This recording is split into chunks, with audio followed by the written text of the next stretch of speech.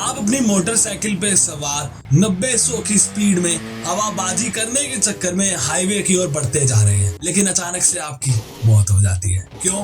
क्योंकि आपने हेलमेट नहीं लगाया था। इंडिया में हर साल हजारों लोग अपनी जान गंवा देते हैं। सेफ्टी रूल सबको पता है, मगर मौज मस्ती के चक्कर में कोई उसे फॉलो नहीं करता है। तो आज ऐसे ही हम कुछ केसेस की बात करने वाले हैं जहां सिर्फ छोटी सी गलतियां या मौज मस्ती के चक्कर में लोगों की जान चली गई।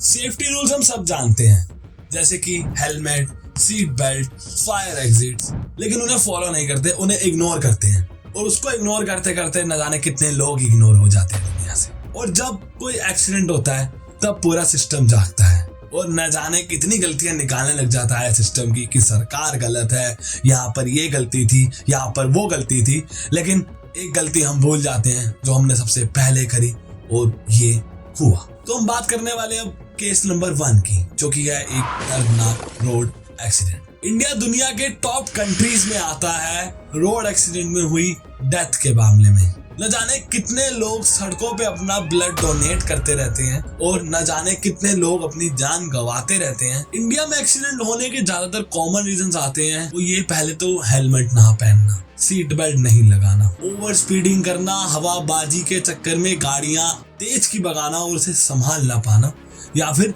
रॉन्ग साइड चलाना। और जब ये सब गलतियां होने के बाद एक्सीडेंट हो जाता है तब हर बार हमें यही लाइन सुनने को मिलती है कि अब स्ट्रिक्ट चेकिंग होगी या अब और अवेयरनेस फैलेगी। लेकिन पहले क्यों नहीं? और फिर 2 हफ्ते बाद सब कुछ नॉर्मल, फिर वही गलतियां दोहराते हुए लोग सड़कों पे दिख जाते हैं और ये तब तक होता रहता है फिर जब तक कोई और।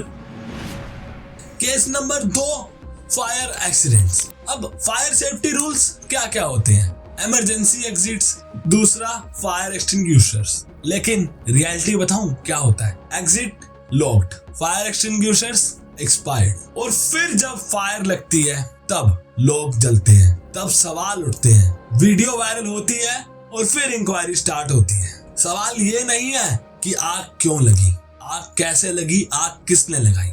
सवाल ये है कि उस टाइम जब फायर के रूल्स थे उसे क्यों फॉलो नहीं किया गया, क्यों एग्जिट लॉक थी, क्यों एक्सटिंग्विशर्स ने उस टाइम काम नहीं किया, या इमरजेंसी एग्जिट पे क्यों इतनी भीड़ थी। केस नंबर 3, बिल्डिंग या ब्रिज का कोलैप्स हो जाना। हर बार वही सेम स्टेटमेंट, स्ट्रक्चर ओल्ड था, मैन्युफैक्चरिंग पेंडिंग थी। लेकिन पेंडिंग कब से?